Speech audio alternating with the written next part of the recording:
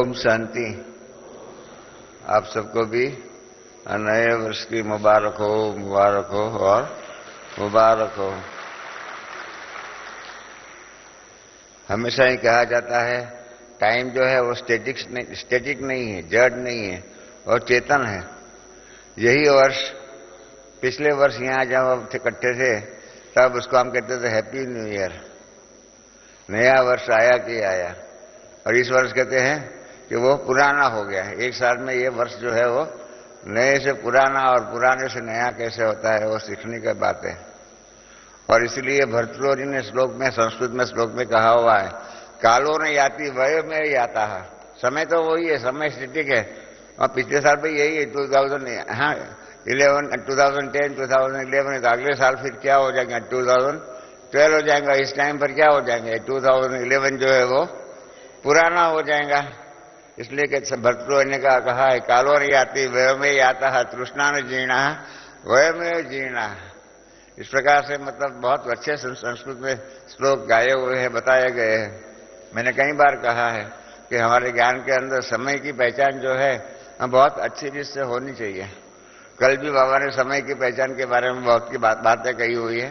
हमारे गांधीनगर सेवा केंद्र के बहन भाइयों ने इस वर्ष की मुरलियों में समय की पहचान के बारे में और समय की सावधानी के बारे में बहुत अच्छी अच्छी बातें लिख करके तैयार की हुई है।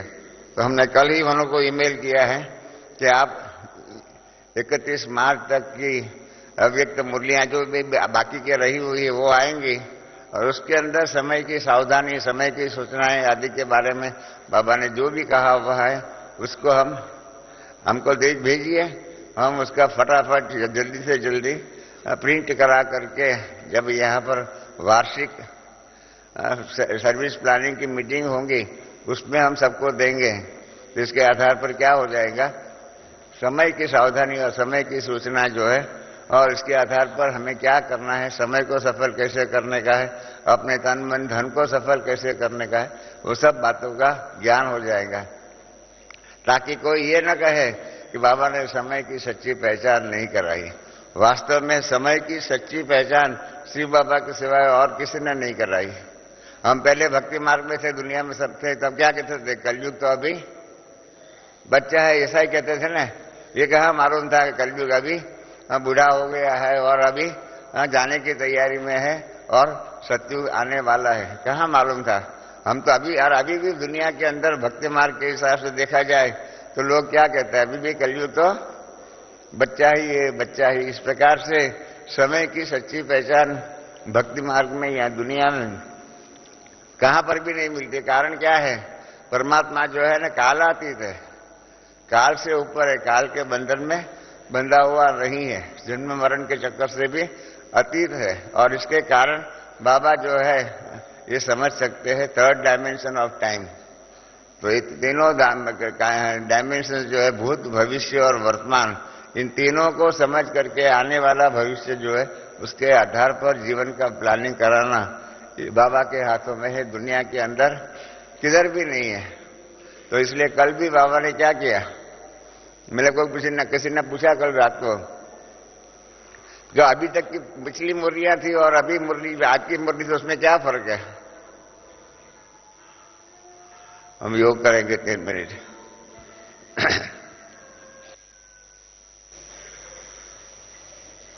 ओम शांति। मैं आपको बता रहा था कि किसी ने मुझे कल रात को पूछा आज की मुरली और इसके पहले की मुरलियों में क्या फर्क है। तो मैंने हंसी में कहा आगे की मुरलियां जो थी वो एरोप्लेन के माफिक, उसको उड़ने के लिए टाइम लगता है, दौड़ता है, एरोप्लेन पीछे आस्ते आस्ते करके ऊपर जाता है और आस्ते आस्ते करके सब्जेक्ट पर आता है। और हेलीकॉप्टर होता है वो क्या होता है, जहां खड़ा होता है वहां से सीधा ही ऊपर चला जाता है। तो इसी प्रकार से कल की मुरली में सीधा ही बाबा हेलीकॉप्टर के माफिक जो है टॉपिक जो था उसके ऊपर सीधा ही बोल गया। बाबा ने बोला कि आज चारों ओर के बच्चों को नया वर्ष और नई दुनिया की मुबारक देने के लिए सूक्ष्म वतन से स्थूल वतन में मुबारक देने लिए आए हुए। सीधा ही to the point strike the iron. उसका जो कील होता है उसके ऊपर, हेड के ऊपर सीधा ही स्ट्राइक कर दिया कि बाबा किस बात के लिए आया हुआ है। नया वर्ष और नई दुनिया। दुनिया के अंदर आपको सबको दुनिया के हिसाब से ग्रीटिंग्स मिला हुआ होगा, वो सबका नया वर्ष के लिए मिलता है, परंतु बाबा के ज्ञान में ही हमें मालूम पड़ता है कि बाबा हम बच्चों को नई दुनिया की भी मुबारक देते हैं। तो इसलिए मुबारकबाद की बात है। देखो बाबा ने भी कल कहा भी है कि दुनिया में तो एक दिन का होता है न्यू ईयर, एक हैप्पी न्यू ईयर एक दिन का होता है, और बाबा ने कहा क्या है, आपके यहाँ तो दुनिया संगम पर सदा मनाते रहते हैं। और क्या है, कहाँ है नई दुनिया? अभी कहाँ है? अभी इस नई दुनिया का एड्रेस क्या है? कल आप सबने सुना तो है, फिर भी मैं बता दूं, अभी नई दुनिया का एड्रेस है, नई दुनिया आप बच्चों के नयनों में सदा समाई हुई है। वर्तमान में क्या है? हमारे नयनों में नई दुनिया समाई हुई। कितना सुंदर प्रास है, नई दुनिया नयनों में। नई दुनिया और नयन के साथ बाबा ने प्रास मिला करके, इसलिए मैं हमेशा ही कहता हूं कि बाबा जो है ना वो साहित्य का स्वामी है। Perfect understanding, perfect mastery over literature. और उसमें भी आध्यात्मिक दुनिया में एलिटरेशंस, मेटाफर्स आदि यूज करना बहुत बहुत बहुत कठिन बात है। बहुत कम साहित्यकार इस प्रकार से कर सकते हैं, और बाबा इसके अंदर एक्सपर्ट है। तो इसलिए बाबा ने कहा नयनों में सदा समाई हुई है। और उसके आधार पर क्या कहा बाबा ने कि आज आप संगम पर है, और कल क्या होगा? अपने राज्य में गए कि गए। तो इसलिए और फिर बाबा ने और प्रास मिलाया हुआ है। बाप दादा ने गिफ्ट में गोल्डन एज, गिफ्ट और गोल्डन एज, गिफ्ट के साथ सत्युग भी बोल सकता था, पर गिफ्ट का जी है और गोल्डन एज का भी जी है। इस प्रकार से गिफ्ट और गोल्डन एज का प्रास मिला करके कहा कि बाप दादा ने गिफ्ट में गोल्डन वर्ड दिया हुआ है, और वह काफी समय चलने वाली है। गोल्डन एज है वो काफी समय चलने वाली है। इसलिए बाबा ने एक सेकंड में पहुंच सकते हो। आज संगम में है, कल राज्य अधिकारी का राज्य करेंगे। फिर बाबा ने सेवा की बात कही है। आप सबने एक शब्द मिस किया होगा, मैंने खास नोट किया है। बाबा ने कहा है अभी समय अनुसार जानते हो कि आप पूर्वज के भक्त लोग, सभी लोग नहीं, सारी दुनिया में 700 करोड़ लोग रहता है। 700 करोड़ लोग के दुख दर्द जो भी अशांति है वो दूर करने की बात नहीं है। यह विश्वविद्यालय जो है ना वो धर्मशाला नहीं है, ओपन टू ऑल नहीं है। जिनके हम पूर्वज है, बाबा ने क्या इस लिमिट बांध दिया, लिमिट बांध दिया कि आप पूर्वज के भक्त लोग। आप समझे मेरी बात को? बाबा ने क्या कर दिया, लिमिट बांध दिया कि किसका दुख और दर्द को हमें दूर करना है, किसकी अशांति को दूर करना है, सबका नहीं। 700 करोड़ लोग जो है, अभी भी एक भाई ने कहा अभी 1-2 साल के अंदर 700 करोड़ होने वाली है पृथ्वी की आबादी। तो 700 करोड़ के ऊपर हमारी उसकी जिम्मेदारी नहीं है। हमारी जिम्मेदारी किसके साथ है? आप पूर्वजों के भक्त लोग। हमारे पास 2 प्रकार के लोग हैं। हम राजधानी में होंगे तो हमारी प्रजा होगी, और द्वापर युग से क्या हो जाएगा, हमारे भक्त लोग होंगे। तो इसलिए यहाँ तो हमारी प्रजा में आने वाले उनकी हमें सेवा करनी है। तो सतयुग त्रेता युग में वो आएंगे और हम भी वहां पर उनके ऊपर राज्य करेंगे, उनके साथ राज करके सतयुग की दुनिया का मौज करेंगे। और यहाँ तो हमारे भक्त लोग द्वापर युग से क्या करेंगे? तो द्वापर युग से जो हमारे भक्त लोग जो है उसकी, मैंने बाबा को अभी तो बाबा ने एक बार मुझे प्रश्न पूछा था कि बाबा से आपको कितने जन्मों का वर्षा मिलता है? तो आप जानते हैं हम सब ट्रेडिशनली यही कहते हैं कि हमको 21 जन्मों का वर्षा मिलता है। ऐसा ही कहते हैं ना, हम ज्ञान में क्यों आए हैं? 21 जन्मों का वर्षा प्राप्त करने के लिए। बाबा ने कहा रॉन्ग है। मैंने कहा क्यों? तो बाबा ने कहा द्वापर युग से क्या आप बच्चे भिखारी बनेंगे? मैंने कहा नहीं बाबा, हम भिखारी नहीं बनेंगे। तो कहा द्वापर युग का भी भाग्य जो है ना, द्वापर युग का भी भाग्य है। द्वापर युग में भी आपके जो भक्त लोग जो है, जो आपका गायन करेंगे या आपका पूजन करेंगे या आपका गायन और पूजन करेंगे, वो लोग का भी इसके साथ आपका कनेक्शन है। और उसके कारण द्वापर युग से भी आप गरीब नहीं है। हाँ, पहले विश्व महाराजा के रूप में डबल क्राउन डीटी थे, पीछे क्या हो जाएगा? सिंगल क्राउन तो रहेगा रहेगा रहेगा। भगवान का आप बच्चों को लास्ट के अंतिम 2-3 जन्मों के अंदर ही साधारण दुख का जो भी अनुभव होता है, एहसास होता है, वो हो सकता है। बाकी बाबा से 80-82 जन्मों तक का सुख का अनुभव, शांति का अनुभव, हर प्रकार के वैभव का अनुभव आप बाप से प्राप्त कर सकते हो। और इसलिए हमें यहाँ भाग्य कितना बनाना है? 21 जन्मों का भाग्य नहीं, परंतु 80-82 जन्मों का भाग्य हमें बनाना है।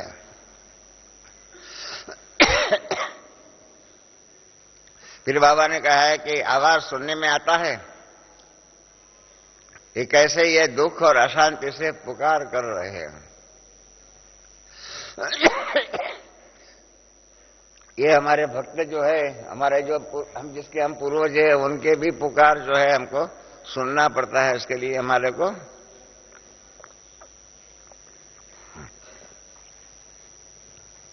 कारोबार कर ले इस प्रकार के उनसे कान, ऐसे कान होने चाहिए, इनसे मालूम पड़े कि ऐसा हमारे भक्त लोग जो है दुख और अशांति से हमको पुकार रहे हैं और क्या कह रहे हैं। बाबा ने वो भी बता दिया। क्योंकि क्या है, कई बार हम लोग सुनते नहीं है बराबर, इसलिए बाबा ने कहा वो क्या पुकार रहे हैं कि हमें शांति दो, सुख दो, खुशी दो, शांति दो, खुशी दो, सुख दो। ऐसे आवाज सुनने में आता है। ऐसे 2-2-2 का बाबा ने कहा। और अभी आप आत्माओं को क्या करना है?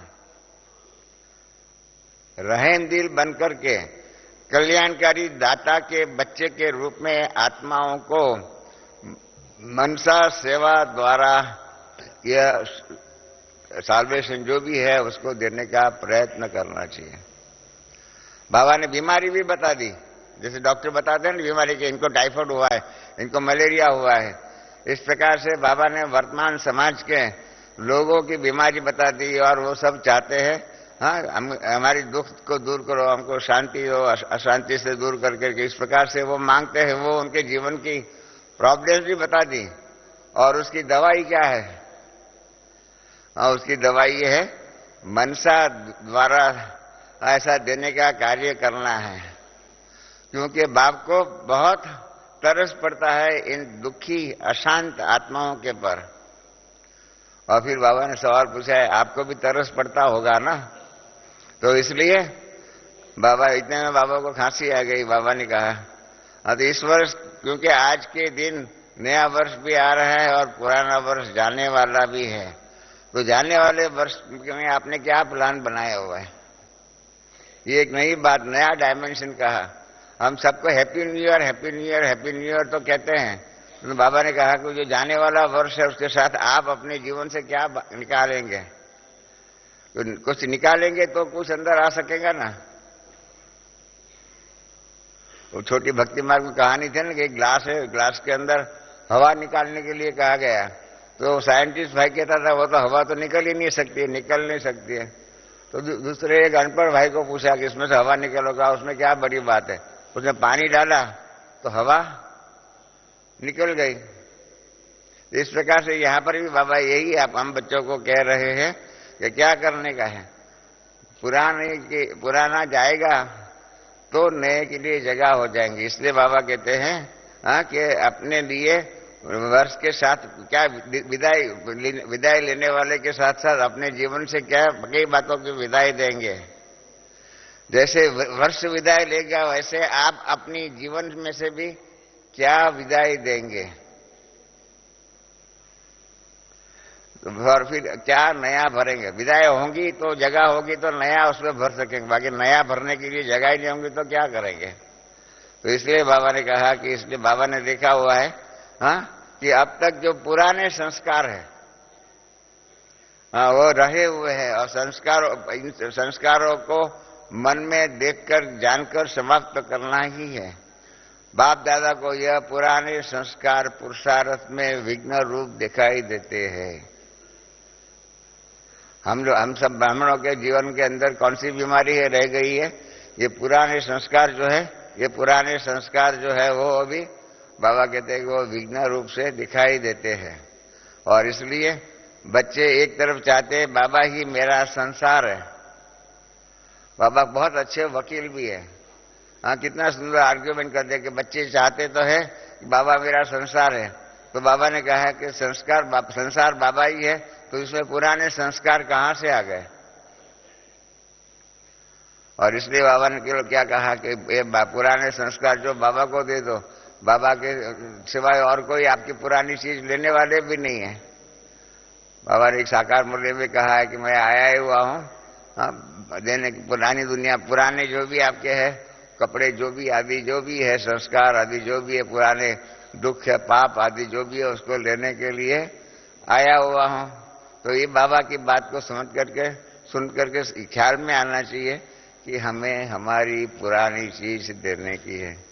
और बाबा ने एक बात की तरस पड़ती है कि क्या होता है, फिर अगर हमारे पास वापस आ जाए तो क्या करें?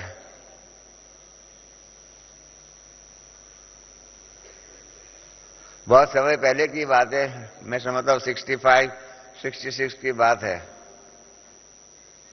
एक बहन ने क्या किया था, वो ज्ञान में आई ने, तो उसके अपने जो कान के जो होता है टॉप्स, वो दे दिए थे बाबा को कि बाबा ये आप कान के टॉप्स ले लो, मुझे नहीं चाहिए। फिर क्या हो गया मालूम है? 2-3 साल के बाद माया आ गई। माया आ गई तो उस बहन ने पत्र लिखा बाबा को कि बाबा मैंने जो पहले मेरे पुराने टॉप्स जो है ना आपको दिए थे ना, वो मुझे वापस चाहिए। जो मैंने पुराने टॉप्स जो है कान के जो है क्या कहते, एयरिंग कहते, क्या भी कहो उसको, टॉप्स बाबा कहते हैं। वो जो दिया था गोल होता है इसलिए उसको टॉप्स कहते हैं कि मेरा वो टॉप्स जो है मुझे वापस चाहिए। तो बाबा ने वो पत्र मुझे दे दिया, कहा देखो बच्चे, हाँ माया क्या आती है, हाँ देने के टाइम पर सोचते नहीं है और फिर वापस देने के लिए टाइम भी आते हैं। अब बाबा क्या करें, कैसे समझावे उसको? क्योंकि यहाँ 1 वे ट्रैफिक है, 2 वे ट्रैफिक नहीं है। एक बार बाबा को दे दिया, उसके बाद हम कहे कि हमने वो दिया था, वो कैसे वापस दे सकते? बाप भी नहीं दे सकता है, कोई भी नहीं दे सकता है। और हमने बाबा को कहा बाबा इसलिए हमारे गुजराती में इसके बारे में एक कविता है। छोटे बचपन में हमको एक कविता सुनाई जाती थी, जो गुजराती यहाँ बैठे हो कि उनको मालूम होगा, वो गुजराती में हम कविता गाते थे, आप्यू दान दीदू दान आवते वर्षे मुसलमान। भक्ति मार्ग में यही कहानियां भी सुनी हुई थी कि आपने जो दान दिया वो वापस नहीं लेना चाहिए। अगर वापस लिया तो आप क्या बन जाएंगे? आप यू दान माने आप जो दान में आपने दिया है उसको लीधू दान, मतलब उसका फिर से वापस मांगने के लिए कोशिश करेंगे तो क्या हो जाएंगे? आप यू दान लीधू दान आवते वर्षे मुसलमान। दान और इस प्रकार से उसका मान, मुसलमान का मान इस प्रकार से बनाया हुआ है। तो इसलिए इस प्रकार से ज्ञान के हिसाब से भी कहो, दुनिया के हिसाब से भी कहो, कहां से भी कहो, इसके बाद जो दे दिया होता है उसके बाद वापस नहीं मिले तो ले सकते हैं। इसलिए बाबा ने कल बाबा को एक दान में दे दो, पुराने वर्ष, पुराने संकल्प, पुराने संस्कार को दे दो। क्योंकि बाबा ने ये भी कल फिर दोबारा कहा कि आपको ये आपके पुराने संस्कार जो है ना, वही आपके पुरुषार्थ को ढीला कर देता है। पुराने संस्कार, बहुत सी बातें हैं उसके अंदर, पुराने संस्कार में बहुत सी बातें हैं। हाँ, तो इसलिए इन सब बातों के आधार पर हमें ख्याल यही रखने का है कि हमारा पुरुषार्थ जो है वो ढीला नहीं होना चाहिए। फिर इसलिए बाबा ने 2 बार प्रश्न पूछा है कि इसको विदाई दे सकते हो, हाथ उठाओ। और फिर बाबा ने क्या कहा, हंसी में कहा कि बाबा बच्चे जो है ना हाथ उठा करके बाप को खुश तो कर देते हैं, तो बाबा को कौन सा हाथ चाहिए? कल बाबा ने बहुत स्पष्ट शब्दों में कहा मुझे ये तुम्हारा स्थूल हाथ नहीं चाहिए। बाबा ने क्या कहा? अपना मन का हाथ। मन का गीता में भी है, मन है कारणम मोक्ष बंधन।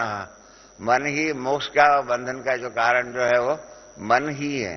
तो इसलिए बाबा ने कहा मन से इसका देने का है तब होगा, क्योंकि बाप दादा के पास जो रिजल्ट आती है उसका कारण पुराने संस्कार ही होते हैं। रोज सुबह बाबा ने कहा योग मुरली में प्रातः समय जो याद करते हैं ब्रह्मअमृत में, तो बाबा क्योंकि कोई हमने बाबा से क्या रूरियान किया, हमें हमारे सिवाय और कोई जानता नहीं है, तो बाप जान जाता है, बाप जान जाता है। इसलिए बाबा ने कहा रूरियान में क्या करके बहुत करके यही बच्चे याद कराते रहते कि पुराने संस्कार पुरानी बातें, अरे इन बातों ऐसा हो गया, इन सब हो गया। कई जगह पर तो कई बहन भाई सुबह सुबह योग में माफी भी मांगते हैं कि कल का जो घर में कल के दिन घर में ऐसा हो गया, धंधे में ऐसा हो गया, इसके लिए माफ करो माफ करो माफ करो, इस प्रकार से माफी मांगते रहते। तो इसलिए दूसरी एक मुरली में कहा है कि सुबह का योग कहीं हम बाप से योग नहीं लगाते, परंतु अपने के गलतियां जो होती हैं उस गलतियों के साथ योग लगा करके उनकी माफी बाबा के पास मांग रहे हैं। तो इसलिए बाबा कहते कि हाथ उठाया, उसका क्या अर्थ है? बहुत सुंदर बाबा ने बात कही है कि पुराने संस्कार को संकल्प में भी समाप्त किया, अर्थात पुराने संकल्प को भी संस्कार को भी संकल्प में भी समाप्त किया। उसका अर्थ क्या होता है? निर्विघ्न भव का वरदान लिया, निर्विघ्न बनने का वरदान लिया। जब तक पुराने संस्कार और पुराने स्वभाव आदि का जो भी है बाबा को अर्पण नहीं किया है, तब तक क्या हो जाएगा? बाबा से निर्विघ्न बनने का वरदान प्राप्त नहीं हो सकता है। बहुत सुंदर बाबा ने बात बताई हुई है।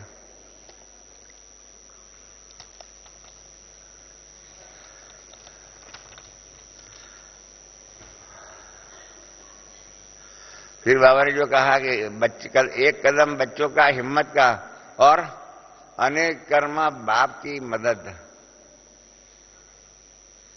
एक कर्म बच्चों की हिम्मत का तो अनेक कदम बाप की मदद का। ये अरिथमेटिक जो है, गणित जो है बाबा क्या कि एक कदम और अनेक कर्म अनेक कदम, ये कईयों की बुद्धि में नहीं बैठता होगा, मेरी भी बुद्धि में नहीं बैठता था। मैंने कहा बाबा हम आपके बच्चे हैं, तो हम आपके बच्चे हैं तो हमें एक कदम उठाने की क्या जरूरत है? आप क्या कंडीशन डालते हो कि एक कदम हमारा हिम्मत का होगा तो आप 1000 कदम जो है मदद का देते हो। तो हम तो ऐसा आपके बच्चे ही है, तो हम बच्चों को आपके पास आने के लिए हमको हमारे पुरुषार्थ में पहला कदम हिम्मत का क्या रखने की जरूरत है? इसका लॉजिक क्या है? आप लोगों ने ऐसे बाबा से रूरियान नहीं किया होगा, पूछा नहीं होगा। मैं तो बाबा से हर बात पूछता था, बाबा ये ऐसी क्यों बात है, ये ऐसी क्यों बात है, ऐसी क्यों बात है? तो मैंने बाबा को कहा ऐसा हिम्मत का एक कदम, हमें एक कदम आगे बढ़ाने की क्या जरूरत है, आप ऐसे भी दे दो ना। बहुत सुंदर लॉजिक बाबा का है, जिस लॉजिक के आधार पर बाबा हमको कहते हैं कि आपको एक कदम आपका तो बाप का 1000 कदम का जो है मदद का रहेगा। बाबा ने कहा, बहुत सुंदर बात समझाई थी आपको। बाबा ने कहा सारी दुनिया मेरे बच्चे हैं, सारी दुनिया मेरे बच्चे हैं। अगर सबको ही मेरे को मदद करनी है तो फिर सतयुग और कलयुग में फर्क क्या रहेगा? इसलिए मैं डिस्क्रिमिनेशन नहीं करता हूं, सबको नहीं कर देता हूं, परंतु आप बच्चों को दे रहा हूं। मुझे इसके लिए मार्ग चाहिए कि मैं आपको मदद करता हूं, मुझे कोई एक्यूज नहीं करे कि अपने बच्चों को दे दिया औरों को नहीं दिया। जैसे द्रोणाचार्य है ना, उसको एक्यूज कर रहे हैं पंडित लोग कि उन्होंने अश्वत्थामा को ब्रह्मास्त्र सिखाया, अर्जुन को नहीं सिखाया। इस प्रकार से अपने बच्चों को ज्यादा विद्या दे दिया। इस प्रकार से अपने बच्चों को बाबा द्रोणाचार्य नहीं है, बाबा एकदम लॉजिकल कारोबार करते हैं। बाबा ने कहा कि आप बच्चों को, मैं सबको कह रहा हूं, ये बाबा ने मुरली के द्वारा सारी दुनिया के सभी आत्माओं को कहा कि आपका एक कदम हिम्मत का होगा तो मेरा 100 कदम मदद का हो सकता है। भाई एक कदम हिम्मत की उठाने की हिम्मत नहीं होती है। 3 प्रकार के मत है, श्रीमत, मनमत और उसके बीच में है ये एक नई मत जिसको कहते हैं बाबा ने हिम्मत रखा हुआ है। उसका संस्कृत समझ लीजिए, हिम्मत जो जिसमें अपनी मनमत नहीं होती, पर परमात्मा के रास्ते पर चलने के लिए जो निश्चय जो होता है उस निश्चय का नाम रखा हुआ है बाबा ने हिम्मत।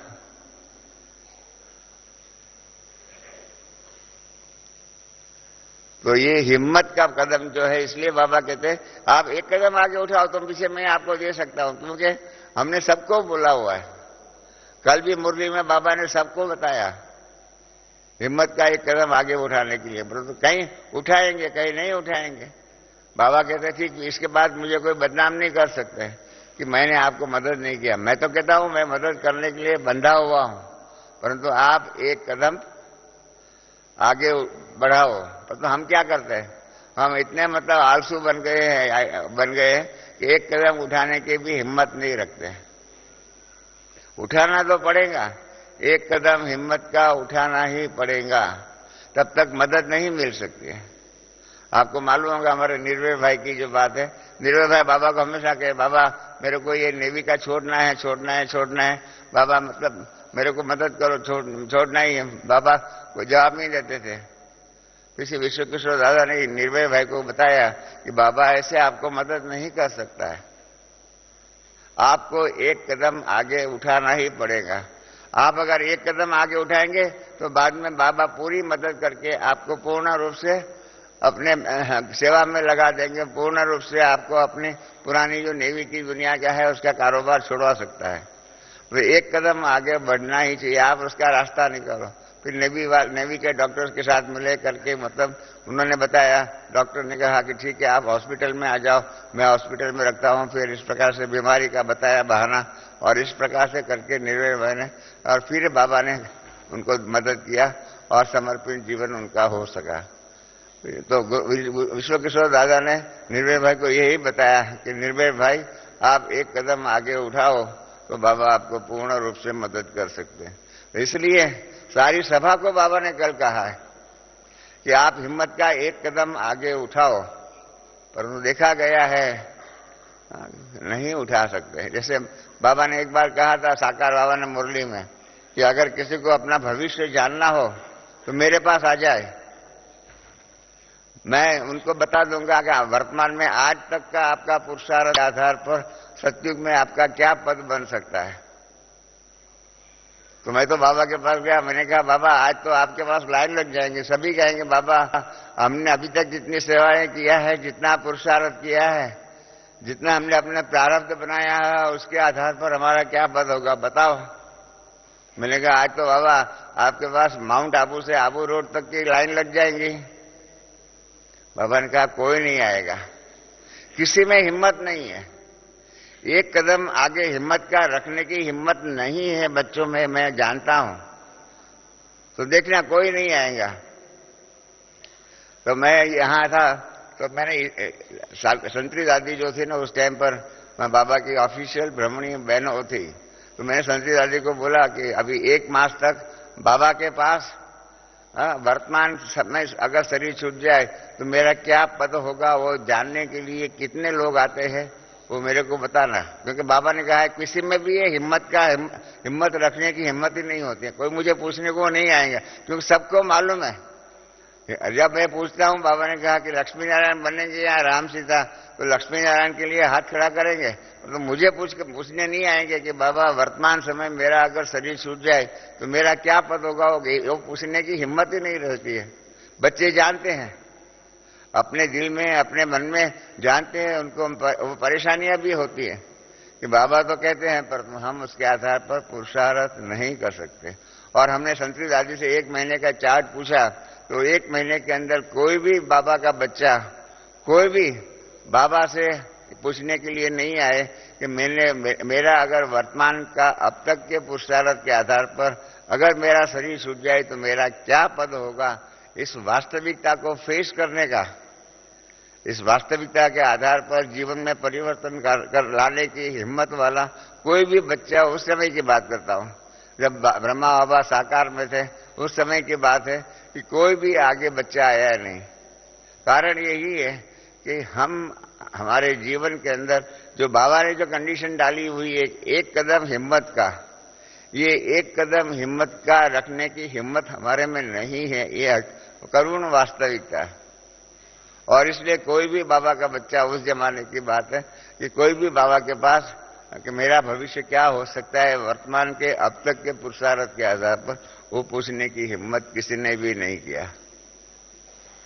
तो इसलिए हम सब ध्यान रखें कि बाबा ने कल कंडीशन दिया है, गॉडली गिफ्ट और गॉडली लिफ्ट, ये दो शब्द खास ध्यान में रखिए, गॉडली गिफ्ट और गॉडली लिफ्ट।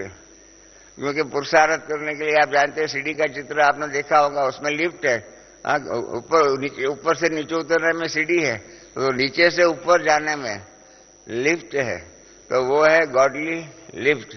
और ये गॉडली जीवन है, गॉडली गिफ्ट है। तो ये गॉडली गिफ्ट और गॉडली लिफ्ट जो है, इसका पुरुषार्थ, इसका प्रारब्ध बनाने का तरीका अगर सब सीख ले तो बाबा का ज्ञान के आधार पर अपना श्रेष्ठ जीवन बनाने का पुरुषार्थ में कोई मेहनत नहीं है। तो हम बच्चे एक कदम हिम्मत का भी आगे रखने की हिम्मत नहीं करते, पुरुषार्थ नहीं करते, तो क्या कर सकते हैं। इसलिए कल बाबा ने बहुत बड़ी कंडीशन डाली हुई। फिर भी बाबा कहते हैं कि आप बाप दादा को खुशी है कि कलयुग में रहते भी जो बाप दादा द्वारा प्राप्ति हुई उसका अनुभव अब आप बच्चे संगम में करते हो, क्योंकि दुनिया के लिए कलयुग है और आपके लिए संगम युग। कल बाबा ने संगम युग की डेफिनेशन सुनाई।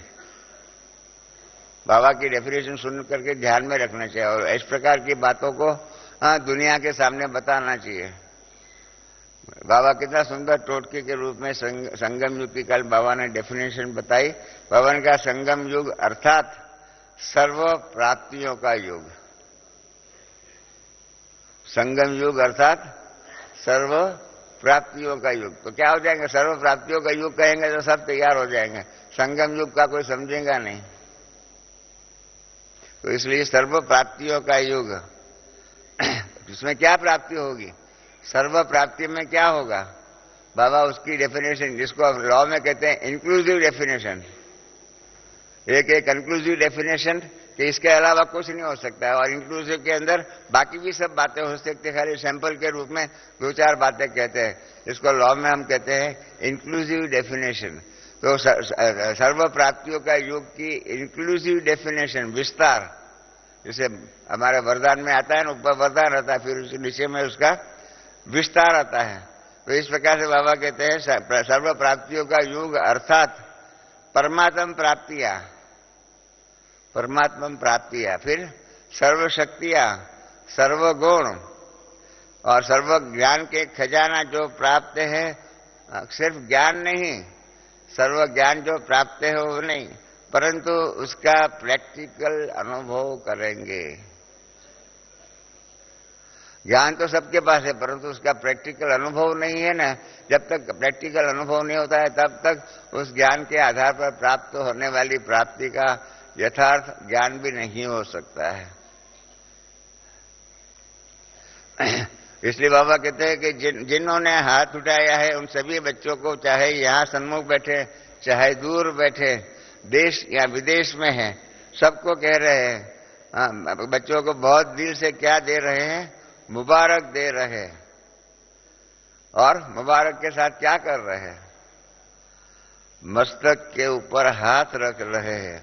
आप भी बाप दादा भी, आज आप भी बाप दादा भी मन ही मन में डांस करते हैं, वाह बच्चे वाह। और बाबा ने हम बच्चों को पूछा, आप भी मन में डांस करते हो ना? और फिर हम तो मूंगे रहे, चुप रहे। बाबा ने कहा बोलो हाँ जी। इस प्रकार से बाबा ने हम बच्चों से भी बुलवाया। और फिर ये विघ्न विदाई, जो पुराने संस्कार को विदाई देने की बात है, सब इसका इसमें कौन ध्यान रखेगा। इसलिए बाबा ने टीचर्स बहनों को भी बात कही। हाँ, जो टीचर्स बहने हो उसको हाथ रखो। फॉरेन की टीचर्स भी है ना, बाबा ने सबको कहा।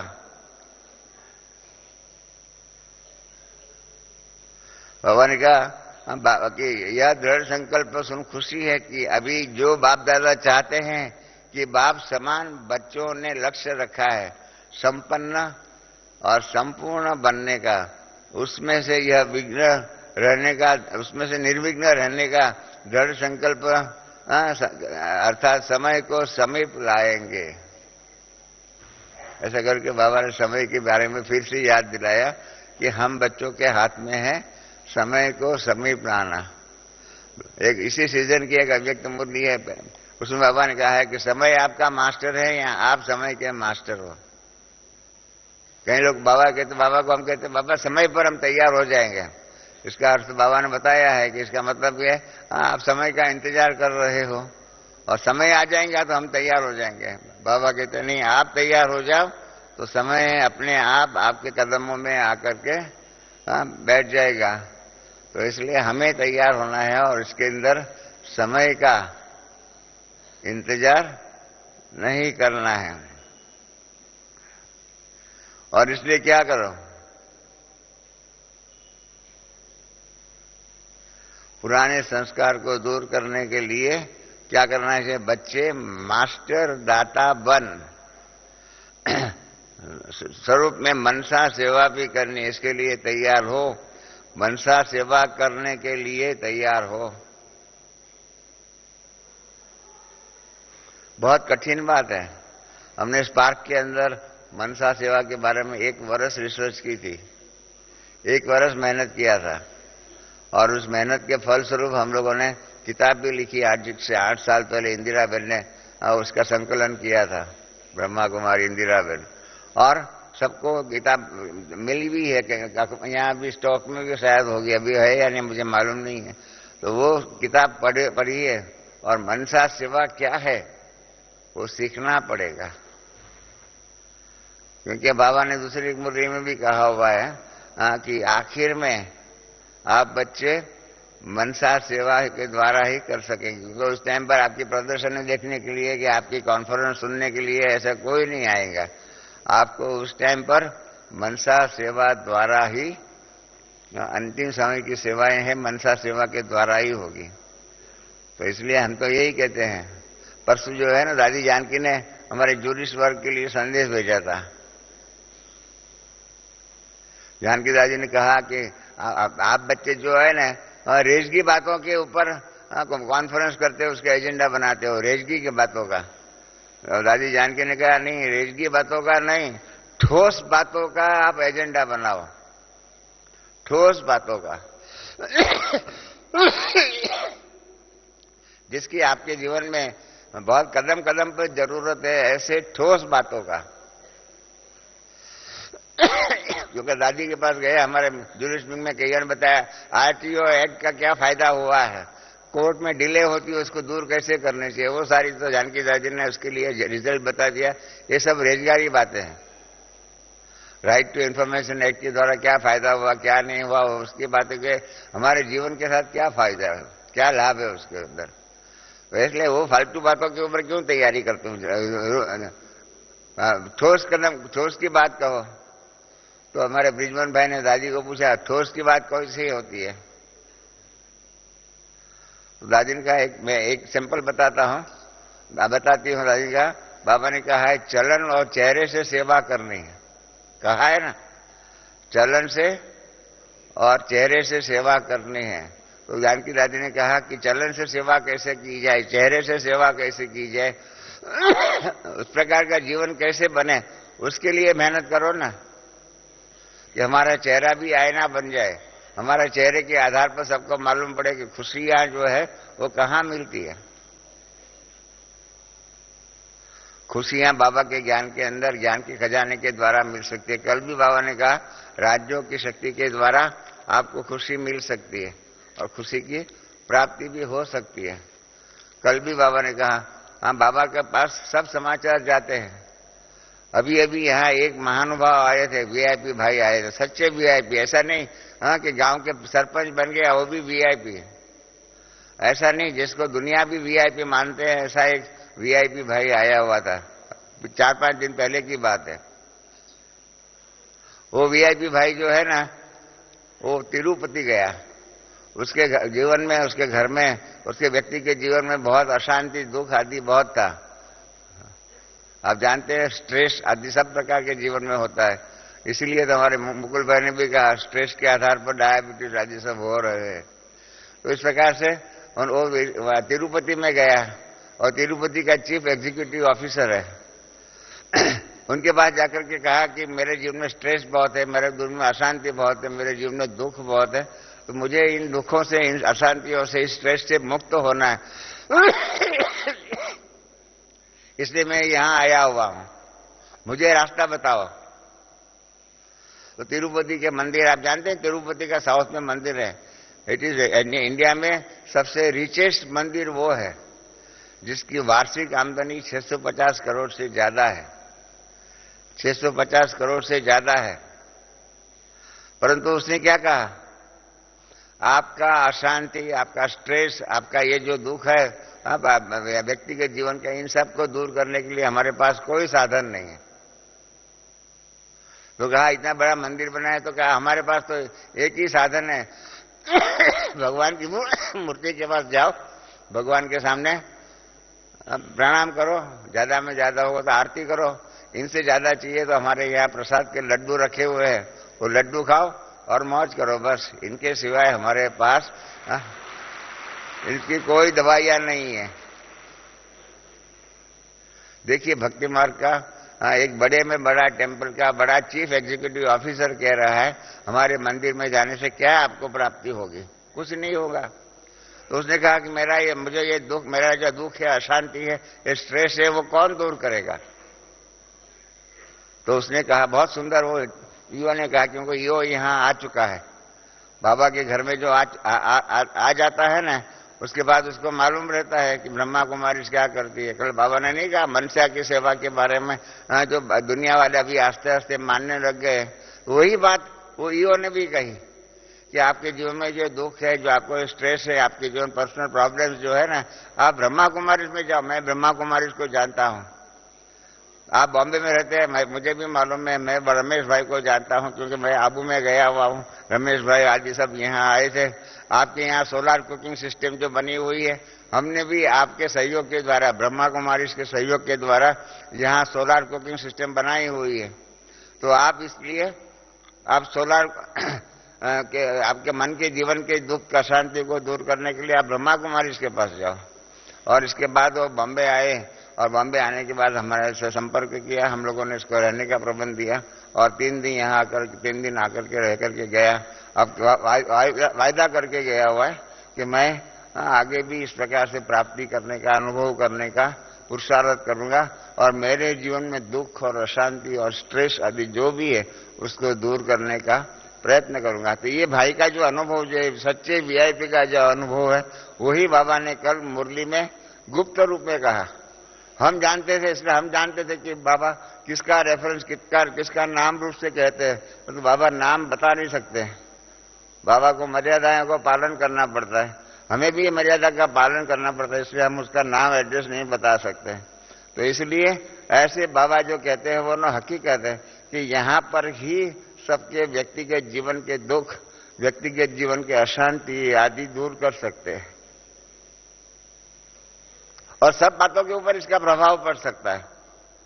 हमारे एक मित्र है, चार्टर्ड अकाउंटेंट है, वो भी उसकी बाईपास सर्जरी हुई थी 8 साल पहले, बाईपास सर्जरी हुई थी। उसके अंदर आप जानते हैं हमारे डॉक्टर सब कहेंगे कि पुरानी आर्टरीज जो होती है उसको वहां रखते हैं और हाथ से या पांव से दूसरी आर्टरीज को निकाल ले करके हार्ट में डाल देते हैं ताकि ब्लड का फ्लो अच्छा रहे।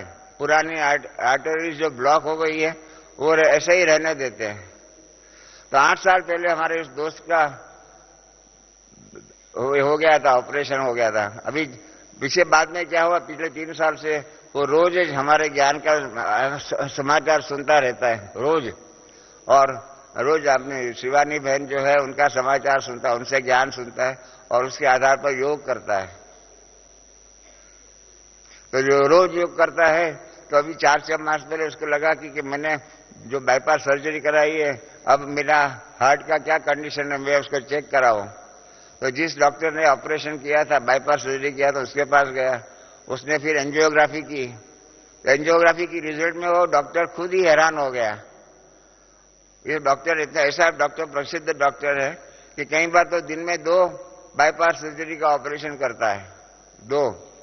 तो उसने बताया कि आज तक मैंने जितने ऑपरेशन किए हैं, पुरानी आर्टरीज जो बंद हो जाती है, पुरानी जो ब्लॉक हो जाती है, उसको खोल हम नहीं सकते और नई डालते हैं और नई के द्वारा कारोबार होता है। परंतु इस भाई का योग आदि के प्रयत्न के कारण जो है ना, कि पुरानी जो ब्लॉक हो गई थी ना, वो खुल गई और नई जो थी वो बंद हो गई। तो डॉक्टर हैरान हो गया कि ये कैसे हुआ। ऐसा तो हमने आज तक कोई भी पेशेंट के जीवन में देखा नहीं है कि पुरानी खुल जाए और नई बंद हो जाए। इसका मतलब कहा तो हमें अभी बाईपास सर्जरी करने की जरूरत नहीं है। आप जो बताते हैं उसके आधार पर ही हम ऐसा पुरानी को ही खोल क्यों ना दे, क्यों आप लोगों को परेशान करें। तो उसने पूछा आप क्या विधि करते हो। तो हमारे दोस्त ने कहा कि हम शिवानी बहन का रोज सुनते हैं, शिवानी बहन के लेक्चरों के द्वारा हम, और ब्रह्मा कुमारी के जो भी लेक्चर, कभी गिरीश भाई का होता है, कभी और भाई बहनों का होता है, तो इसलिए वो जो ब्रह्मा कुमारी के जो टीवी के प्रोग्राम सुनते हैं और उसके आधार पर बताया जाता है कि सुबह 4 बजे योग करो आदि, वो हम करते हैं और उसके कारण ऐसा हुआ होगा। तो मेरे दोस्त ने जब मुझे कहा तो मैंने कहा कि महाभारत अभी रिपीट होता है, महाभारत अभी रिपीट होता है। महाभारत में 2 प्रमुख शिष्य थे द्रोणाचार्य के, जिन्होंने महाभारत पढ़ा होगा। एक अर्जुन था, वो डायरेक्ट द्रोणाचार्य से पढ़ रहा था, मालूम है ना, अर्जुन। और दूसरा एकलव्य था, वो क्या करता था, उसको गुरु ने मना किया, मैं तुम्हारे को नहीं पढ़ाऊंगा क्योंकि तुम दूसरे जाति के। तो उसने गुरु की मूर्ति रख दिया और उसको मूर्ति को सामने रख करके धनुर्विद्या सीख लिया। तो हमने कहा कि ये है हमारे ये दोस्त जैसे जो है ना, जो हमारे टेलीविजन के बाहर के प्रोग्रामों को सुन करके जो ज्ञान लेकर के अपने जीवन में परिवर्तन लाते हो, एकलव्य जैसे है। और हम सब अर्जुन है कि हम सब भाग्यशाली है कि बाबा से डायरेक्ट सुनते हैं। अर्जुन कौन है? हाँ, अर्जुन वही है जिसने गीता का ज्ञान डायरेक्ट परमात्मा से सुना है, वो अर्जुन है। और इनडायरेक्ट औरों के द्वारा सुना, ऐसे हमारी सेवा के द्वारा जिन्होंने सुना, वो जो डायरेक्ट संपर्क में नहीं आए हैं, फिर भी जीवन में परिवर्तन होता है, जीवन को श्रेष्ठ बना सकते हैं, वो है एकलव्य। तो अभी महाभारत, सच्चा महाभारत रिपीट हो रहा है। कोई हमारे में से अर्जुन भी है और हमारे में से कोई एकलव्य भी है, तो ऐसे भी हो सकता है। तो कल बाबा ने ये भी बताया कि इस प्रकार से यहाँ का ज्ञान के आधार पर मन की अशांति आदि जो भी दूर हो जाती है। और बाबा भी कहते हैं कि ऐसे बच्चे, इनका आपको दुख दूर करना है, कारण क्या है? बाबा ने पहले ऊपर बता दिया, जो आपके पूर्वज है, आप पूर्वज के जो भक्त है वो हमारे परिवार के हैं। मैंने पहले ही बताया, सतयुग की हमारी प्रजा है और द्वापर युग से हमारे भक्त है। तो इसलिए हमारे जो भक्त है वहां उनके बारे में भी हमको विचार करना पड़ेगा, कौन हमारे भक्त है। और इसलिए एक सवाल बाबा ने पूछा हुआ था, जब बड़ी दीदी जो है ना वो साकार में थी, तब की बात है। अब एक तो बाबा के रात को मुरली चली और रात को मुरली पे चली, उसमें बाबा ने कहा कि आप बच्चों को आपस में रोरियान करनी चाहिए कि कौन कैसे हमारे कर्म है, जिस कर्मों के आधार पर हमारे गायन होता है, कैसे कौन से कर्म है जिसके आधार पर हमारे पूजन होते हैं, और ऐसे कौन से कर्म है जिसके आधार पर हमारा गायन और पूजन होता है। तो ये बाबा ने 3 प्रकार के कर्मों की गुह्य गति बताई। किसी के आधार पर गायन होता है, किसी के आधार पर पूजन होता है और किसी के आधार पर गायन और पूजन होता है। तो दूसरे दिन सुबह जो है, मैं नोट हमेशा करता रहता हूँ, घड़ी साथ में रखता हूँ तो देखता रहता हूँ। घड़ी का उपयोग भी करने को आना चाहिए। तो जब बताया तो दीदी बड़ी मनमोही दीदी जो है ना लेट आई उस दिन क्लास में 10 मिनट। तो मुरली सब समाप्त हो गई, मैं दीदी के पास गया। मैंने कहा बड़ी दीदी आज आप 10 मिनट लेट आए, क्या हो गया? आपकी तबीयत तो ठीक है ना, क्या हुआ? तो दीदी ने कहा कि मेरी तबीयत तो ठीक है। तो मैंने कहा आज तो दीदी रिकॉर्ड हो गया, आप आज क्लास में 10 मिनट लेट आए, क्या हो गया? तो दीदी ने कहा कि देखो हम बाबा के बच्चे भी है तो बाबा के स्टूडेंट भी है। बाबा ने कल रात को क्या किया, होमवर्क दिया। कल रात को होमवर्क दिया था कि कौन से कर्मों के आधार पर तुम्हारा गायन होता है, कौन से कर्मों के आधार तुम्हारा पूजन होता है और कौन से कर्मों के आधार पर गायन पूजन होता है। तो दीदी ने कहा सुबह योग के बाद मैंने सभी हमारी सखियां जो है मनोहर दादी, शांतामणि दादी आदि जो भी है, इन सभी सखियों को बुला करके आपस में रूरियान किया कि आज क्लास में जाने से पहले कल जो बाबा ने होमवर्क दिया वो करके ही आज क्लास में जाना चाहिए। इसलिए हम होमवर्क करने के लिए बैठे थे, रूरियान कर रहे थे, इसमें 10 मिनट लेट हो गया। तो ऐसा जो स्टूडेंट बनेगा उसको ही दीदी जैसी उच्च पोजीशन मिल सकती है कि जिसके कारण हमारा मनमोहिनी कॉम्प्लेक्स जो है उसको भी उसकी यादगार बन गई, क्योंकि वो आइडियल स्टूडेंट था। हम बाबा के बच्चे आइडियल है तो वो तो सही, वो तो हमारे में से कहीं आइडियल स्टूडेंट नहीं बनते। बाबा के 3 स्वरूप है, आप सब जानते हैं, हम सब जानते हैं, बाप, टीचर और सदगुरु। बाप के रूप में हम उनके बच्चे हैं, हम आइडियल बच्चे तो बन सकते हैं, परंतु टीचर के रूप में आइडियल स्टूडेंट जो बनना चाहिए वो नहीं बनते। और इसलिए बाबा को पहले भी कहा कि बाबा आप बच्चों की फाइल बहुत बड़ी बड़ी देख करके हंसी आती है कि बच्चे हाथ उठाने में, फाइल बनाने में तो बहुत होशियार है, परंतु करने में जितना फाइल बनाने में हाथ ऊंचा करने में होशियार है, इतना करने में नहीं है। तो हम ऐसे ही स्टूडेंट हैं कि हाथ उठा लेते हैं परंतु करते नहीं है। तो इसलिए ये सब बातें हैं बाबा का ज्ञान के आधार पर, इन बातों के ऊपर हमारा अगर अटेंशन हो तो इसके आधार पर समझ सकते हैं इस कर्म का क्या फल, इस कर्म का क्या फल।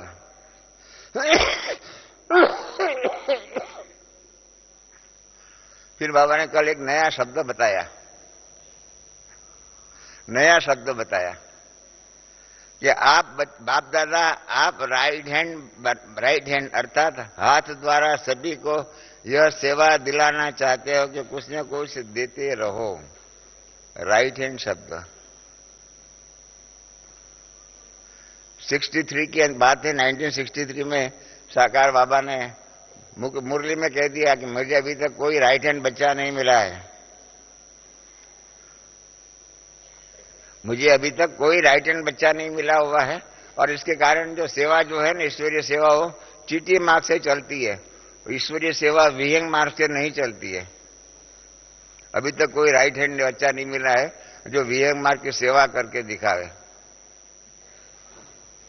तो जब मैंने मुरली बॉम्बे में सुनी हमारे वहां पर सेवा केंद्र के ऊपर, तो हमने बाबा को पत्र लिखा, बाबा हम आपके बोले ना सुनने के लिए तैयार नहीं है, हमने विहंग मार्ग की सेवा नहीं किया है, परंतु साधन आपने कहाँ दिया। हमारे ज्ञान के अंदर तो कदम कदम पर हमें श्रीमत पर चलना है, श्रीमत पर चलना है अर्थात जो भी सेवा के प्लान बाबा ने बताया उसके आधार पर चलना है। और इसलिए हमने बाबा को उलेना दे दिया, बाबा ने हमको उलेना दिया, हमने बाबा को उलेना दे दिया। बाबा आपने विहंग मार्ग की सेवा के साधन ही नहीं दिया है तो हमने सेवा नहीं किया, उसमें गलती हमारी नहीं है। आप विहंग मार्ग का साधन दे दो, पीछे देखो कि हम विहंग मार्ग से सेवा कर सकते हैं या नहीं। तो बाबा ने पत्र लिखा कि बच्चे बाप जानता है, बाप इसलिए विहंग मार्ग के साधन नहीं देते हैं क्योंकि बच्चे बाबा ने कहा है बच्चे बेफिक्र बादशाह बनो, और बच्चे बन गए हैं बेपरवाह बादशाह। और बेपरवाह बादशाह को विहंग मार्ग के सेवा के साधन दूंगा ना तो भी कुछ नहीं करेंगे और उसके सेवा के साधनों के ऊपर मकड़ी की जाल बन जाएंगे, वो पड़े रहेंगे। इसलिए बाबा साधन नहीं देता है। अगर साधन दे तो आप ऐसा कर सकते, इसलिए आप विहंग मार्ग के साधन बाबा आपको कैसे दे। मैंने बाबा को लिखा, बाबा आपने हमको आज रामायण याद दिला दिया। रामायण के अंदर दशरथ राजा ने श्रवण की हत्या कर दी थी, आपको मालूम होगा। शब्दवेदी बाण के द्वारा श्रवण को तीर लगाया, उसके द्वारा वो मर गया।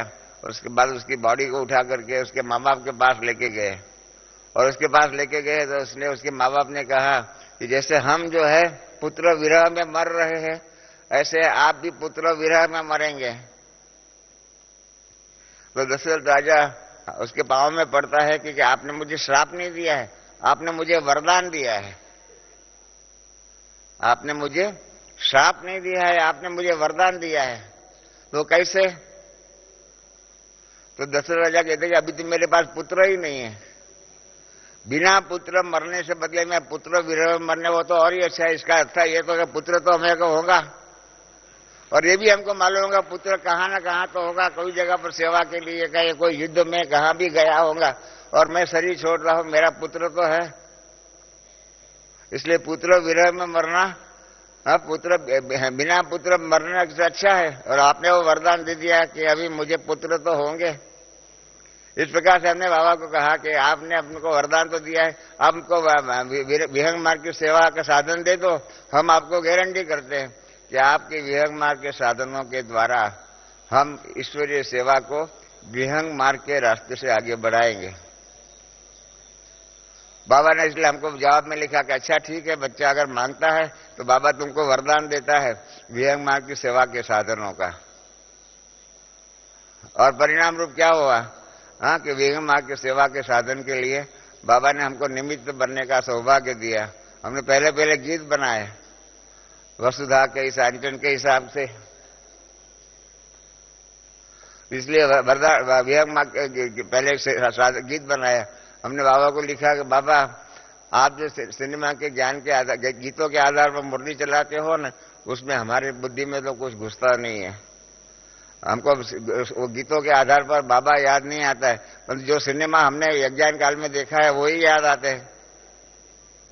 जैसे आप गीत जो है बचपन के दिन भुलाना देना, इसके ऊपर आप मुरली चलाते हो, उस गीत के ऊपर आपको शिव बाबा याद आता है कि इस ज्ञान का बचपन को भूलना नहीं।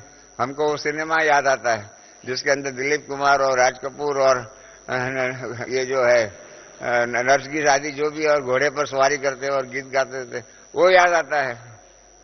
तो बाबा ने हमको पत्र लिखा कि बच्चे बाबा क्या करें, बाबा के पास ऐसा कोई है नहीं गीत कि जिसके ऊपर बाबा मुरली चलावे। अगर बच्चे बाप के गाना गीतों के गीत बना करके हमको भेजें तो बाबा कल से ही गीतों के सिनेमा के गीतों के ऊपर मुरली चलाना बंद कर दें।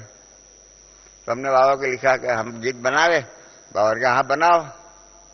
अब कहता दिया बाबा ने बनाओ, अभी हमने तो अनुभव नहीं था कैसे किया जाए, तो मेहनत किया। गीत तब मालूम पड़ा गीत और कविता में क्या फर्क है। तब तक हमें मालूम नहीं था, हम तो समझते थे सभी कविताएं गीत होते हैं और सभी गीतें कविताएं होती है। फिर जब बैठे तो कविता को गीत में ट्रांसफर करना पड़ता है, मीटर में फिट करना पड़ता है, उसके बाद वो गीत के ऊपर उसको रिकॉर्ड कर सकते हैं। और इसलिए संगीत के अंदर गीत होता है, संगीत में कविता नहीं होती है। और फिर वो गीत बना करके हमने पहला गीत जो है वसुधा के सांचल में पहला विहंग मार्ग की सेवा का साधन बना। और इसके बाद बाबा के पास भेजा। बाबा ने उसको यहाँ पर भोग में पांडव भवन में सुनाया। तो बाबा ने संदेश भेजा कि बच्चों की बुद्धि लाइन क्लियर है, क्योंकि दुनिया में भी कोई भी जगह पे फंक्शन होता है तो फंक्शन में पहले क्या होता है, स्वागत गीत होता है। पहले यही होता है ना सब जगह। आज भी हमको दादी जानकी का यहाँ फंक्शन है तो पहले क्या होगा, हमारे भाई मधुरवाणी ग्रुप आदि जो भी है इनके द्वारा गीत होता है, स्वागत गीत होता है। तो बच्चों ने भी पहले गीत जो बनाया बाप का स्वागत के बनाया। जो नेचुरल क्रम जो होता है उसके आधार पर बना। और इसके आधार पर बाबा वरदान देते हैं कि और भी बच्चे बहुत से गीत बनाएंगे और इस गीतों के द्वारा बहुत से कार्यक्रम करेंगे। तो ऐसी ऐसी बातें तो बहुत है, कल बाबा ने बहुत सी बातें कही हुई है। इसलिए बाबा ने कहा जो भी है निश्चय और नशा में नंबर 1 जानना है।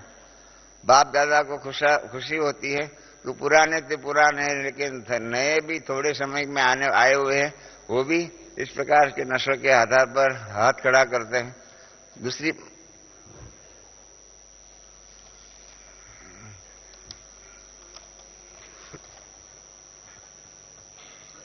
अब कल बाबा ने अपनी चाहना भी बताई। बाप क्या चाहता है, बाप क्या चाहता है, बहुत सुंदर बात है। बाप चाहता है कि एक एक बच्चा अभी संगम युग का सुख, संगम युग की प्राप्तियां, हर प्राप्ति के अनुभवी बने। क्या चाहता है बाबा कि हर एक बच्चा, एक एक बच्चा अभी संगम युग का सुख और संगम युग की प्राप्तियां, हर प्राप्ति के अनुभवी बने। हमारे पास ज्ञान बहुत है परंतु अनुभव कम है, तो इसलिए अनुभव के द्वारा सेवा करेंगे तो बहुत अच्छा हो जाएगा। इसलिए बाबा ने कहा है अपने आप को चेक करना, हर प्राप्ति, हर शक्ति, हर ज्ञान के राज को, योग की हर विधि को, धारणा में भी हर धारणा के अनुभवी बना हुआ हूं, इसकी चेकिंग करना है। ये बाबा चाहते हैं। अपनी सारी चेकिंग करते रहो और आगे से आगे बढ़ते रहो। आज बाप दादा चेकिंग और प्राप्ति इसको चेक करके यह कह रहे हैं कोई भी प्राप्ति में कम हो गए तो ड्रामा अनुसार परीक्षाएं भी परीक्षा के समय अनुसार वही आएंगी। इसलिए सब्जेक्ट में संपूर्ण और संपूर्ण सब्जेक्ट में सम्मान और संपूर्ण बनो। एक भी बात रह गई, अंग्रेजी में कहते हैं strength of the chain lies in its weakest link. Mahabharat में है ये जो दुर्योधन जो है इसके ऊपर उसकी मां ने आंख खोल करके, पट्टी खोल करके उसके ऊपर दृष्टि करी और सारी ही उसकी बॉडी वज्र की बन गई। परंतु क्या हो गया, उसने जो है ना कमर नीचे का ढक करके रखा था और उसके कारण वो नहीं हुआ वज्र का। इसलिए भीम ने वहां गदा लगाई, वो मर गया। मालूम है ना। ऐसे ही रावण के बारे में भी है। रावण के बारे में बहुत से तीर चलाए राम ने, पर रावण मरता नहीं था। तो फिर विभीषण कहता है कि तुम इसके हृदय के अंदर बाण लगाओ, उसके हृदय के अंदर अमृत की जो कुंभ है, वो कुंभ जो है ना उसको खत्म करो तो रावण मर सकता है। जिसको सुनकर के रावण ने अपने भाई को डांटा, तुम निमक हराम हो, तुमने हमारी जो प्राइवेट बात थी वो तुमने राम को बता दिया। और फिर राम ने उधर ही बाण लगाया और रावण मर गया। मरा हमारे जीवन के अंदर भी ऐसी बात है, माया को मालूम पड़ जाता है कि हमारे जीवन में कौन सी हमारी कमजोरी है और उस परीक्षा का पेपर में वही कमजोरी के आधार पर पेपर आएगा। इसलिए बाबा कल कहते हैं ना कि जो भी कमजोरी है पहले कमजोरियों को दूर करो। और भी कई बातें हैं तो लास्ट में बताता हूं क्योंकि समय हो चुका है। लास्ट में हो चुका हूं कि बाबा ने मुरली में आया हुआ है कि मनमोहिनी वन में जो स्टूडियो बन रहा है उसका नक्शा रमेश भाई ने बाप दादा को दिखाया। और तब बाबा ने कहा अच्छा बनाया है, शुरू करो लेकिन संभालना पड़ेगा। बाबा बहुत होशियार है, परीक्षा लेता है। बाबा ने कहा हाँ लेकिन संभालना पड़ेगा। तो मैं क्यों कहूँ क्या हम संभालेंगे। मैंने कहा हमारी दादियां हैं, आप बैठे हैं, आप सब संभालने वाले हैं, फिर हम क्यों फिक्र करें। तब बाबा ने कहा अच्छा सभी साथ है और इसलिए क्या हो जाएगा करके उसका वरदान दिया। तो इसलिए आज हमको यहाँ आने में हमने चेंज करना पड़ा प्रोग्राम, कारण कि ये जो कल बाबा को दिया ना आप सबको दिखाने के लिए मैं लाया हूँ कि ऐसा जो है अपनी ईश्वरीय सेवा के अंदर गॉडलीवुड स्टूडियो बन रहा है। ये आपको हम सबको बाबा की नए वर्ष की गिफ्ट है, नए वर्ष की गिफ्ट। जैसा गॉडलीवुड स्टूडियो बन रहा है, यहाँ पर मनमोहिनी कॉम्प्लेक्स में जाएंगे, अभी बन रहा है, कंस्ट्रक्शन हो रहा है। अभी मकान का जो कंस्ट्रक्शन का जो नारियल जो है दादी रतन मोहिनी और हम सब ने मिल करके वहां होके गए थे, करके कंस्ट्रक्शन का मुहूर्त शुरू कर दिया। और मुहूर्त कितना अच्छा है देखिए, कितना सुंदर है। आज पहली तारीख है, पहली तारीख 1 जनवरी माना पहला, और 2011 का 11, 1/1/11। और फिर क्या हुआ, हमने क्या नक्की किया, सुबह 11 बजे, तो वो 11 हो गया। और फिर 11 बज करके 11 मिनट और 11 सेकंड पर किया, तो 1/1/1/1/1/1 हो गया।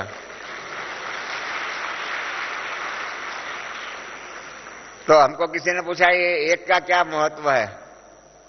मैंने कहा अच्छा है, 1 अप्रैल नहीं है। मालूम है ना 1 अप्रैल को क्या होता है?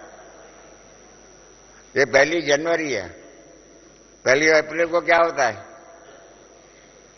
चिड़िया जी क्या होता है 1 अप्रैल को?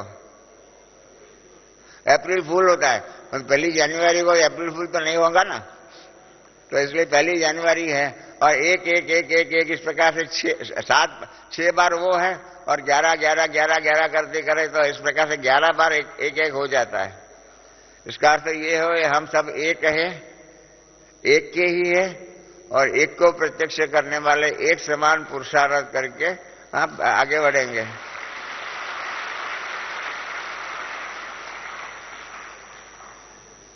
ज्ञान के अंदर भी एक एक संख्या जो है ना, 1 2 3 4 5 7 8 9, इन सब के ऊपर हम ज्ञान सुना सकते हैं।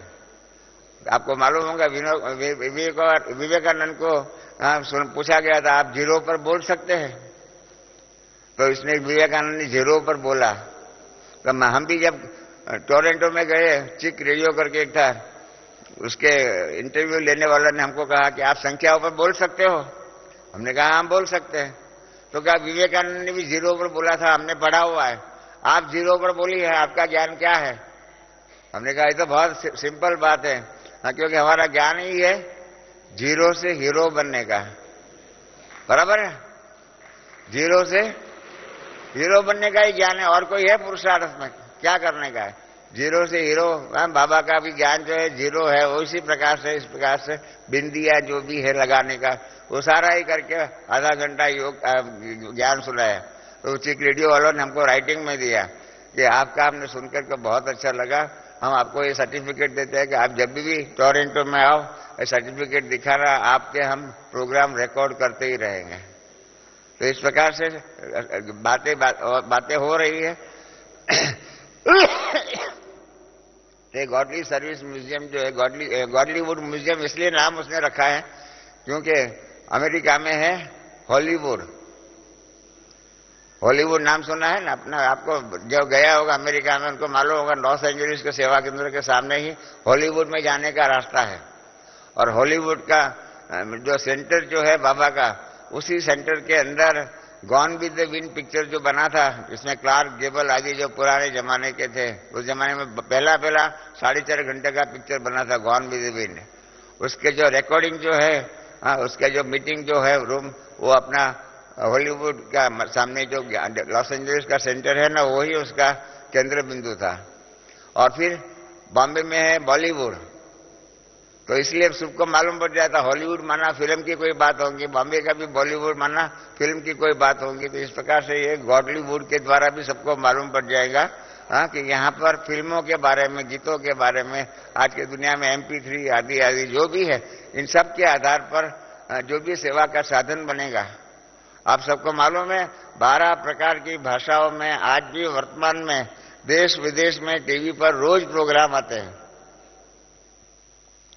और रोज 1.5 करोड़ लोग बाबा का संदेश टेलीविजन के द्वारा देश विदेश में सुनते हैं। 1.5 करोड़।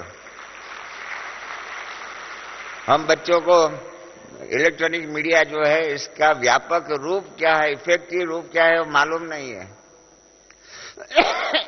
अगर ये इफेक्टिव रूप मालूम पड़ जाए तो सबसे सहज में सहज और श्रेष्ठ में श्रेष्ठ सेवा का साधन इस प्रकार से इलेक्ट्रॉनिक मीडिया बन सकता है। इसलिए हम चाहते भी हम अपने स्टूडियो के द्वारा अपने यहाँ प्रोग्राम यहाँ रिकॉर्ड करेंगे, इंटरव्यू रिकॉर्ड करेंगे, टॉक शो रिकॉर्ड करेंगे, आदि आदि बहुत कुछ होगा। किसी ने पूछा हॉस्पिटल और स्टूडियो में क्या फर्क है? हमने कहा हॉस्पिटल में तो कोई बीमार होगा तब जाता है, ऐसे घूमने को लिए कौन जाएगा? कोई नहीं जाएगा। परंतु टीवी के द्वारा जो प्रोग्राम होगा वो तो तंदुरुस्त होगा, वो भी देखेगा। बीमारी के समय पर हॉस्पिटल काम में आता है, तंदुरुस्त के लिए ये स्टूडियो काम में आएगा। तो इस प्रकार से नई नई ईश्वरीय सेवाएं जो हो रही है उसके आधार पर बाबा की जो प्रेरणा है जो नई नई मिलती है। परसों ब्रिजमोहन भाई को दादी जानकी ने यही कहा कि बाबा के बच्चों को कहो कि बाबा की जो नई नई प्रेरणाएं मिलती है उसके आधार पर सेवा का प्लानिंग करो, तो क्या हो जाएगा? सेवा सहज हो जाएगी। जैसे पहले जमाने में पैदल चलते थे, पैदल के बाद क्या हो गया? घोड़ेसवार बनना पड़ा, फिर मोटर आ गई। आज के जमाने में क्या? प्लेन आ गया। प्लेन के बाद क्या है? रॉकेट आ गया। तो ये ईश्वरीय सेवा का रॉकेट बन जाएगा, और रॉकेट बन करके हमारा लक्ष्य है कि रोज के 10-15 करोड़ लोग जो है बाबा का संदेश सुने, और इसके परिणाम रूप कोई, बाबा ने जो कहा है इस सीजन में, कोई भी ऐसा बच्चा न रह जाए जो कहे कि बाप का संदेश मुझे मिला नहीं। तो इस प्रकार से बाप का संदेश सबको देने के लिए ऐसे विहंग मार्ग के साधन बाबा ने कल भी बताया, और इस प्रकार से हो जाएगा करके बताया हुआ है। आप सबको भी इसलिए बताने के लिए आया हुआ हूं कि ऐसे विहंग मार्ग के साधन को ईश्वरीय सेवा में कैसे काम में लाया जाए, इसके बारे में आपके पास, किसी के पास भी कोई भी राय सलाह हो, तो आप हमको मिल सकते हैं, आप अपनी राय सलाह दे सकते हैं, और इसके आधार पर हम सब मिलकर के विहंग मार्ग की सेवा के आधार पर बाप के सच्चे राइट हैंड बन करके सेवा करें। वर्मा बाबा ने बहुत सुंदर डेफिनेशन बताई थी। Right hand and left hand के अंदर क्या फर्क है? मैं बताना नहीं चाहता हूं, आप समझ जाते हो। लेफ्ट हैंड किस काम में आता है, राइट हैंड किस काम में आता है, सबको अनुभव है, सबको मालूम है। तो इसलिए सब समझे, हमें लेफ्ट हैंड नहीं बनना है, हमको राइट हैंड बनाकर। राइट हैंड ही मुख में जाता है, लेफ्ट हैंड नहीं जाता है। तो इसलिए राइट हैंड बन करके विहंग मार्ग की सेवा के निमित्त अब जो ये 2011 का वर्ष मिला हुआ है उसके अंदर हम विहंग मार्ग की सेवा करके ऐसा प्लान बनाए कि इस दुनिया के अंदर कोई भी ऐसी आत्मा वंचित न रह जाए जिसको बाप का परिचय नहीं मिला है। तो इसी प्रकार से ये नया वर्ष हम सबको इस प्रकार की सफलता का निमित्त बनाए, यही शुभेच्छा और यही पुरुषार्थ हम सब करेंगे। ओम शांति।